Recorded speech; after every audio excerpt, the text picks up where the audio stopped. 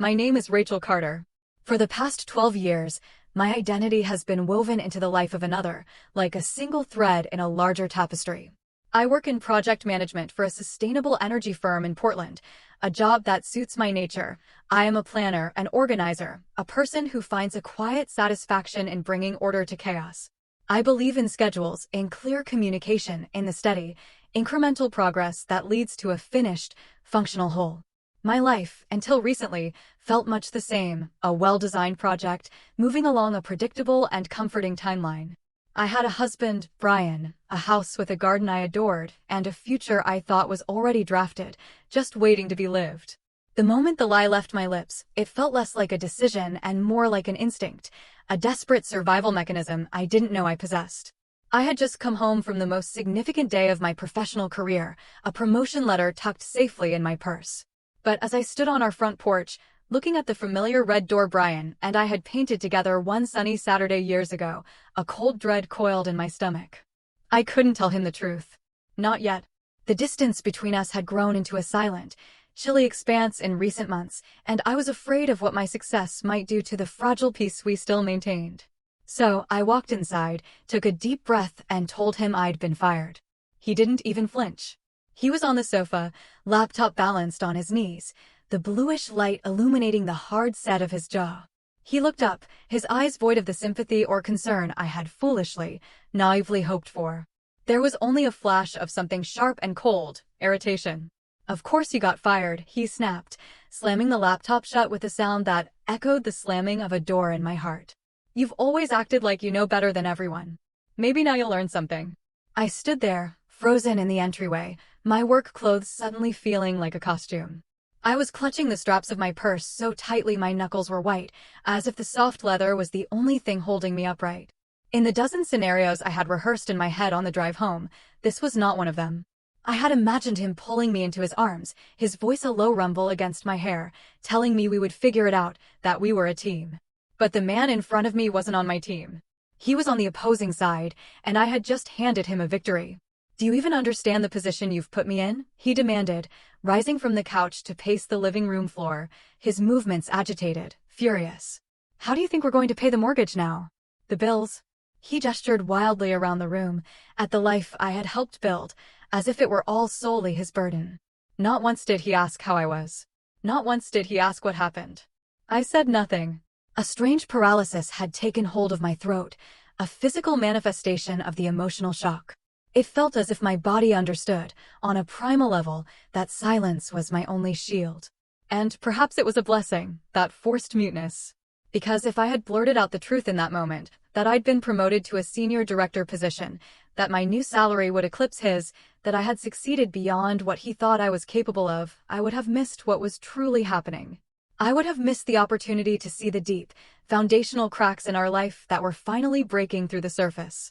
Instead, I stood there and absorbed his tirade, listening as he told me I'd never contributed anything real, that I just shuffled papers while he, a residential contractor, built tangible things that mattered. The rest of the evening is a blur of humiliation and a profound, chilling clarity. I remember taking a shower, the water scalding hot against my skin, as if it could wash away not just the day, but the sting of his words.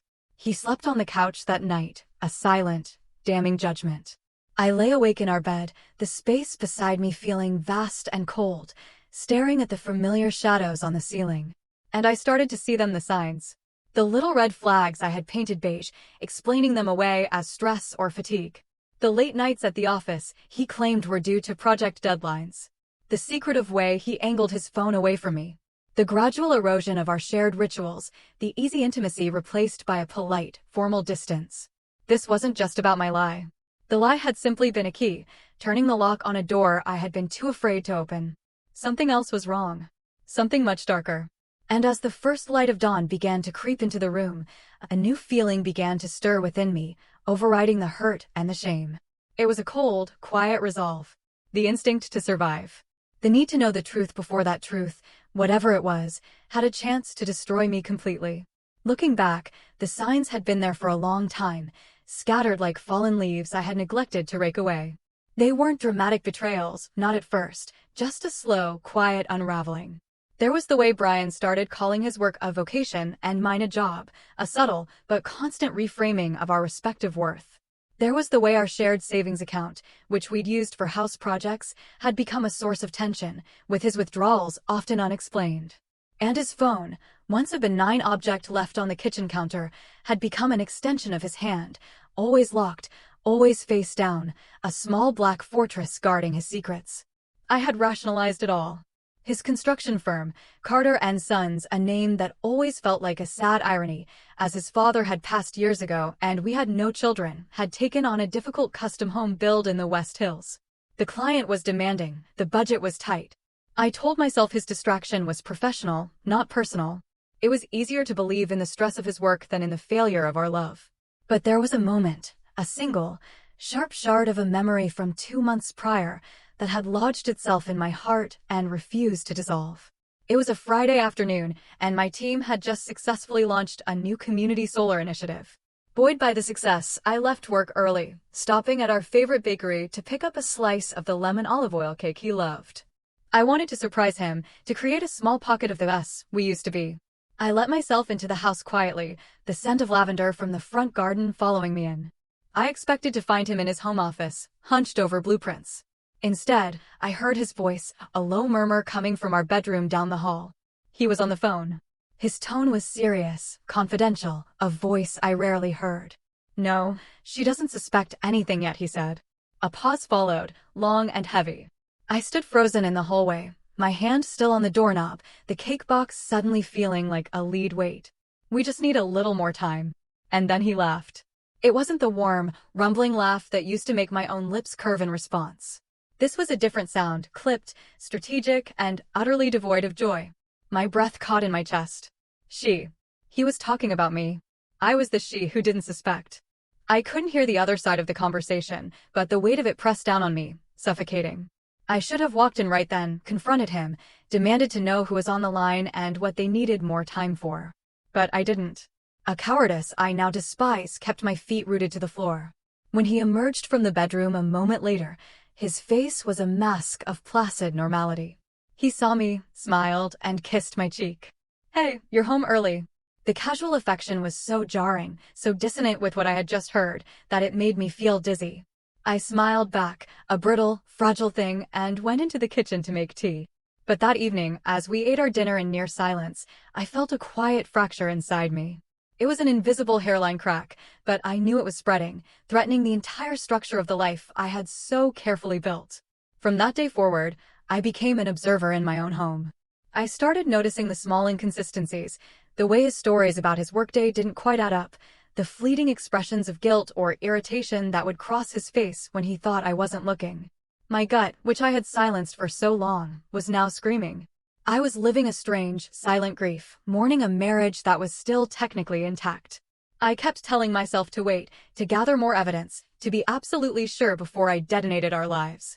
And then came the night I told him I was fired. His explosive, selfish rage was not a sign, it was a confirmation. It was the final, crumbling piece of the facade, revealing the rot underneath. Lying in bed that night, listening to him breathe on the couch, I knew I could no longer wait for the truth to find me. I had to go out and meet it head-on.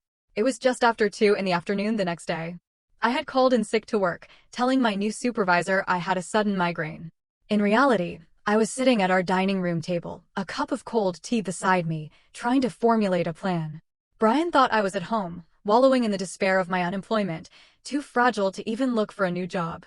He had no idea that I was, in fact, fully employed, more successful than ever, and using this stolen time to piece together the fragments of my shattered reality. The sound of the front door opening made me jump.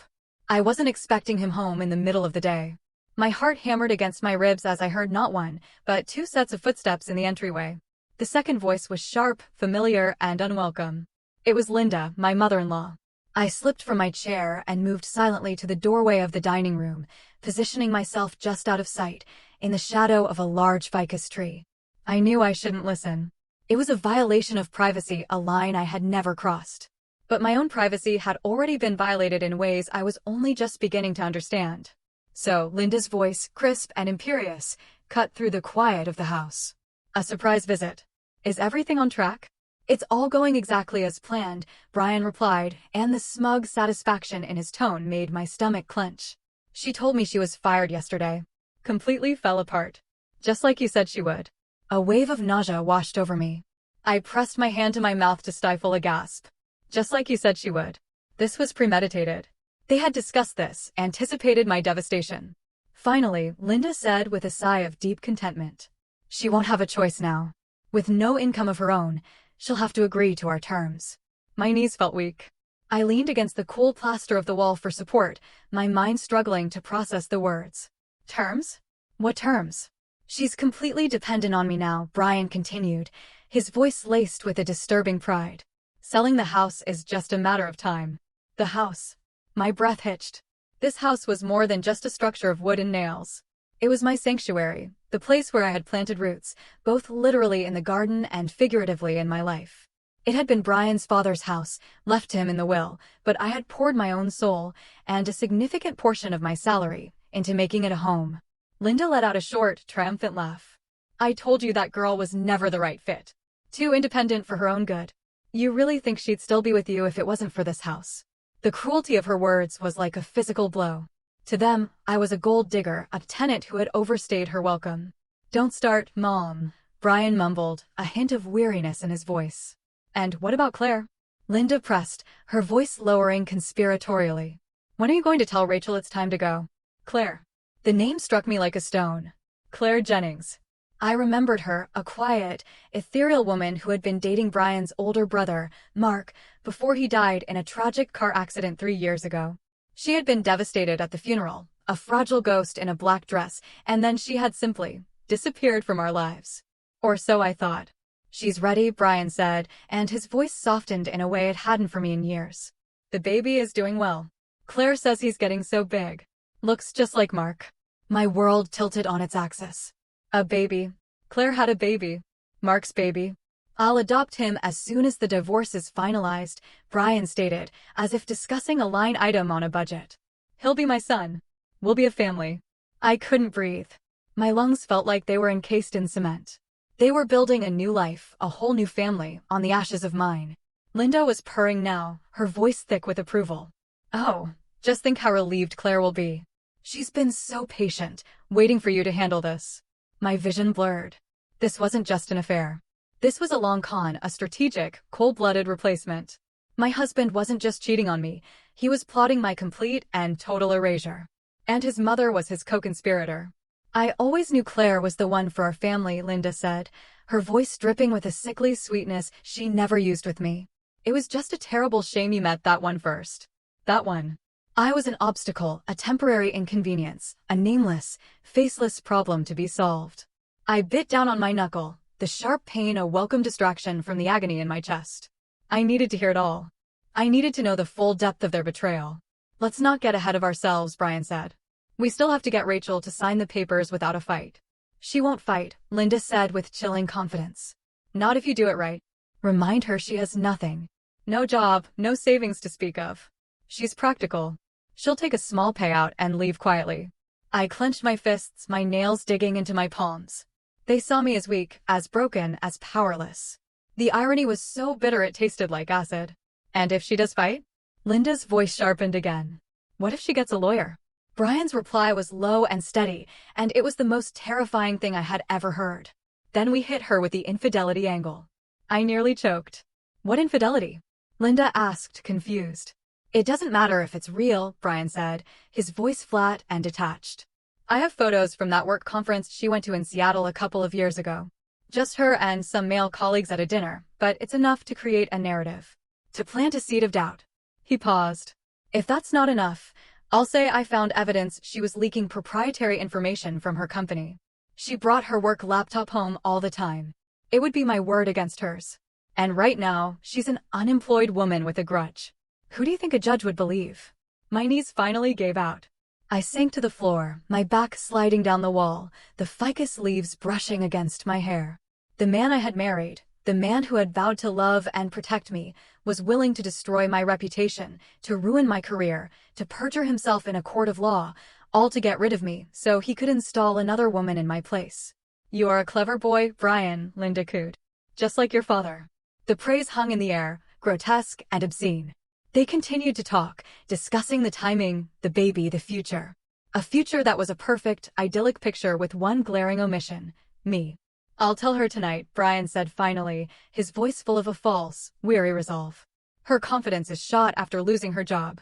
It's the perfect time to be the compassionate, heartbroken husband. I'll say it's for the best for both of us. Offer her a little cash to get her on her feet." Linda snorted. "Lean into the pity. Make her feel like a burden you can no longer carry. She'll crumble.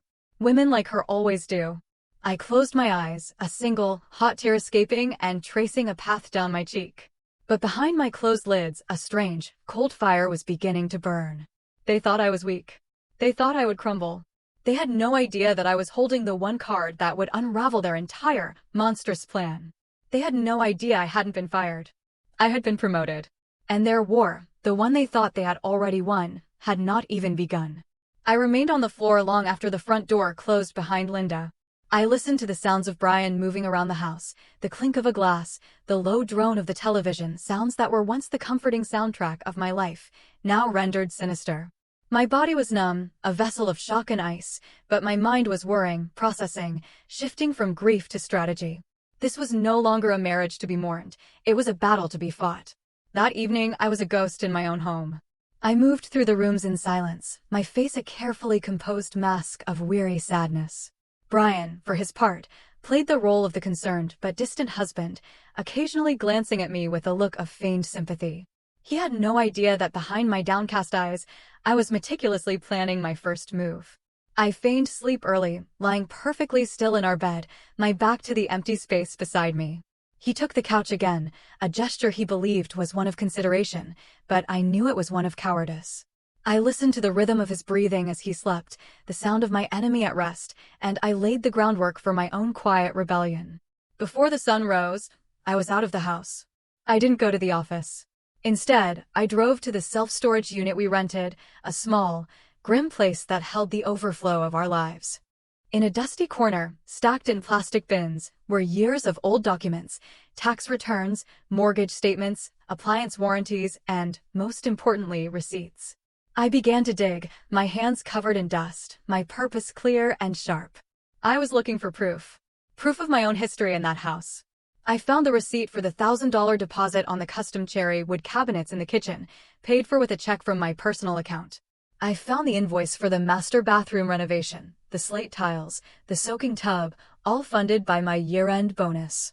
I found bank statements showing transfers from my savings to our joint account, annotated with notes like landscaping and new water heater. For years, I had poured myself into that home, my money, my time, my love.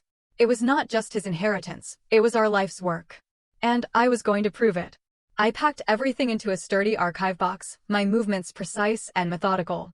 From the storage unit, I drove not home, but across town to a small bungalow nestled in the Laurelhurst neighborhood. Emily, my closest friend from work, opened the door before I had a chance to knock. She took one look at my face, my dust-streaked clothes, and the heavy box in my arms, and simply stepped aside. "I need a favor," I said, my voice hoarse. "A huge one." In her sun-drenched kitchen, surrounded by the cheerful clutter of her life, I placed the box on the table. "I need you to hold on to this for me," I told her. "Don't open it. Just keep it safe. If anything happens to me, if I stop answering my phone, give this to a lawyer." Emily's eyes widened, her usual bright demeanor replaced by a deep concern. "Rachel, you're scaring me. What's going on?" I couldn't bring myself to tell her the whole sordid story. Not yet. The words were too raw, too humiliating. "I can't explain everything right now," I said, my voice trembling slightly. "Just trust me. Brian and I are having problems. Serious ones. And I need to protect myself." She nodded slowly, her gaze steady and full of a trust one knew I hadn't misplaced. "Okay," she said, placing a hand on the box as if making a solemn vow. "Whatever you need." A sliver of the immense pressure in my chest eased. I had an ally. I wasn't entirely alone. Driving away from her house, I felt the first flicker of empowerment. I had evidence. I had a safekeeper. I was no longer just a victim of a plot. I was an actor in my own story, preparing to rewrite the ending they had planned for me. When I walked through my own front door that evening, I felt like a spy in enemy territory. I knew the confrontation was coming. The air in the house was thick with it. Brian had set the stage. The living room lights were dimmed, 2 glasses of wine sat on the coffee table, and a soft, melancholy playlist was drifting from the speakers. It was a carefully curated scene of compassionate separation. "Hey," he said, his voice a low, gentle murmur. "Can we talk for a minute?" I gave him a tired, fragile nod, playing my part. "Sure." He led me to the couch.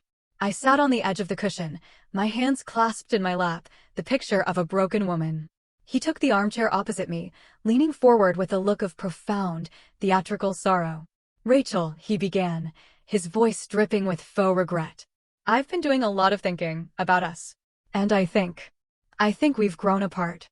I kept my gaze fixed on the wineglass, refusing to meet his eyes. I just nodded. "I don't want this to be messy," he continued, his performance flawless. "No lawyers, no fighting. I think it's time we were honest with ourselves. This marriage isn't working anymore." He paused, letting the words hang in the air before delivering the next calculated blow. "And with you losing your job, maybe this is the universe giving us a sign. A chance for a fresh start. For both of us." I had to bite the inside of my cheek to keep from screaming. I let my lower lip tremble.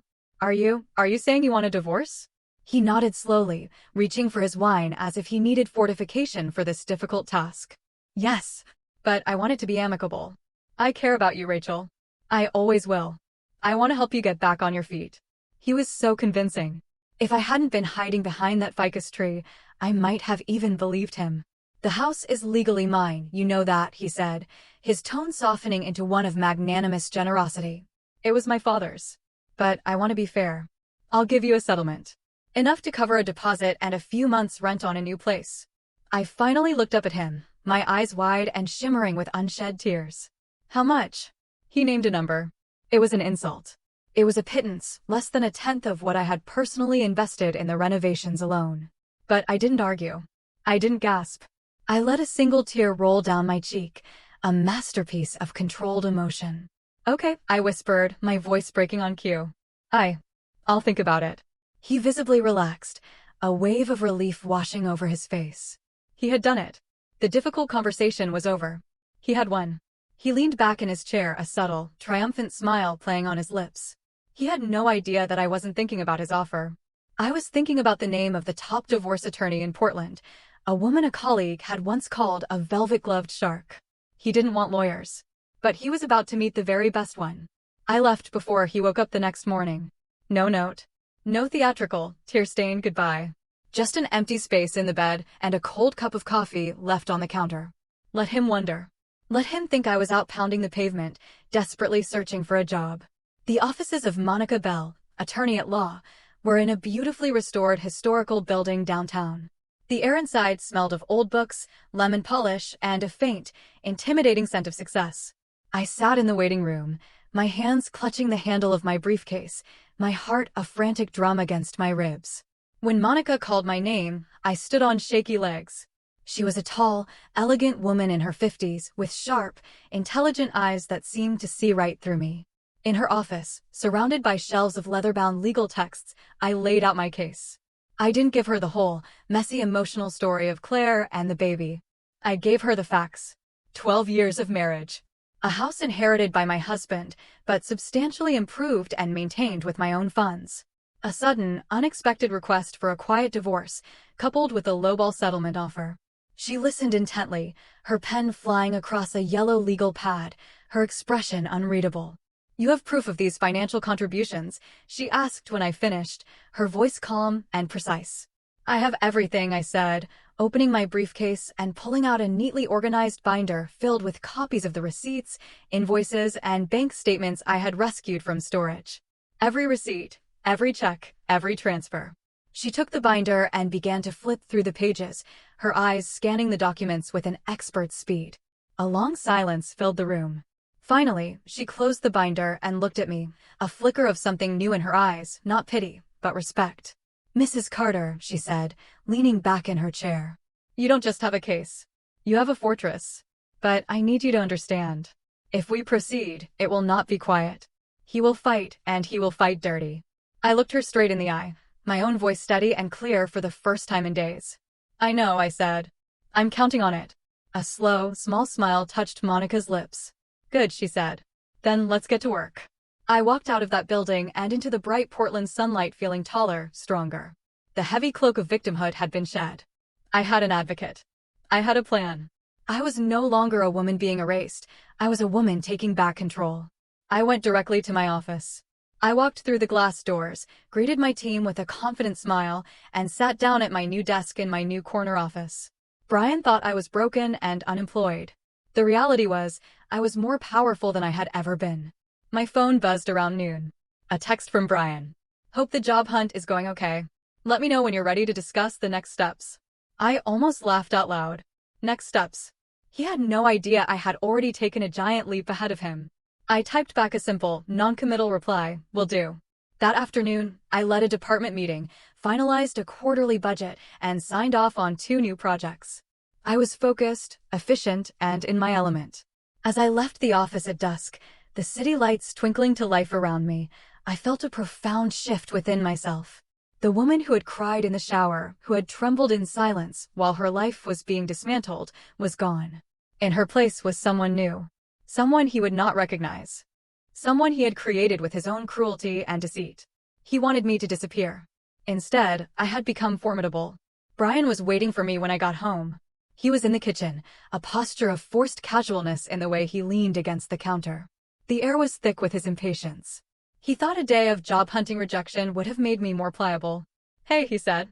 We need to finalize things. I'd like to get the papers drawn up this week. I set my briefcase down and turned to face him, my expression calm. I agree that we need to finalize things, I said. But I won't be signing anything until it's been reviewed. He frowned. Reviewed by who? Rachel, we don't need to drag this out. I've spoken to an attorney, I said, my voice even. He froze. The casual facade dropped, replaced by a look of sheer disbelief, quickly followed by anger. A lawyer? Why would you do that? I made you a generous offer. You made me an offer, I corrected him gently. Whether it's generous is a matter of legal opinion. You told me the house was yours. But I invested 12 years and a significant amount of money into it. I just want what's fair. He started pacing, just as he had the night I'd lied about my job. But this time, his anger wasn't righteous, it was panicked. You're being ridiculous. You lived here, that's not an investment. The new roof was an investment, I countered softly. The kitchen remodel was an investment. The $200 a month I transferred for years to cover the increase in the property taxes was an investment. I have the receipts. He stopped and stared at me, his eyes wide with a dawning horror. He was seeing me clearly for the first time in a long while. I was not the fragile, emotional woman he thought he could manipulate. I was a project manager with a binder full of data. What do you want, Rachel? He finally choked out. Half the house. I gave him a small, sad smile. I don't want half the house, Brian. I just want my part back. My investment. And maybe, I added, my voice dropping to a near whisper, a little extra for the pain and suffering caused by your lies. His face went pale. He didn't deny it. He couldn't. And in his shocked silence, I knew. The power had shifted, irrevocably. He thought he had me cornered. He never expected me to build a fortress. The divorce took 4 months.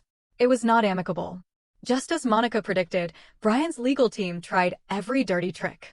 They insinuated I was unstable, that I was vindictive. They even tried to produce the evidence of my supposed infidelity, a grainy photo of me laughing with a male colleague at a conference dinner. Monica dismantled it in a single, scathing motion to the court, pointing out that 3 other female colleagues were also at the table, just outside the frame of the poorly cropped photo. Their attempt to paint me as a corporate spy fell equally flat when my company CEO provided a letter of commendation praising my integrity and announcing my recent promotion. With every desperate move they made, Brian's position weakened. My case, built on a foundation of meticulously documented facts, was unshakable. In the end, I walked away with a settlement that was more than fair. It wasn't just a financial victory, it was a legal acknowledgement of my value, my contributions, my partnership. It was my history, validated in black and white. The last time I saw him was across a polished mahogany table in Monica's office, signing the final documents. He wouldn't look at me. His signature was a shaky, angry scrawl. Claire was not there, but her presence lingered like a faint, cheap perfume. When it was done, I stood, capped my pen, and tucked it into my purse. As I turned to leave, I paused at the door. You know, Brian, I said, my voice quiet but clear in the silent room. Your biggest mistake was always underestimating me. He didn't reply. He just stared at the document that officially ended our life together, a man defeated by a battle he had started, but was never equipped to win. I found a small apartment in a pre-war building with high ceilings and a view of the Willamette River. The first night I ordered takeout, sat on the floor because I hadn't bought furniture yet, and ate straight from the carton. The silence wasn't lonely, it was peaceful. It was the sound of my own life, beginning again. Months later, I heard through Emily that things in my old house were not the idyllic picture Brian and Linda had planned. Claire was struggling with being a new mother in a new city. Brian was stressed, the financial strain of the settlement and supporting a new family greater than he'd anticipated. And Linda's constant interference was apparently causing more friction than harmony. I felt no joy in their struggle, only a distant, sad acknowledgement that foundations built on deceit are destined to crumble. I don't dwell on the past. I am too busy building my future. I excel at my job. I've started taking weekend trips to the coast, learning to enjoy my own company.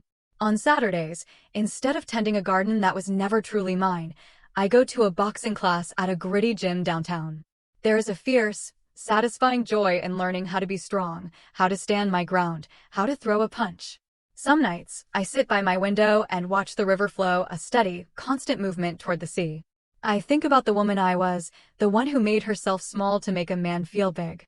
I don't recognize her anymore.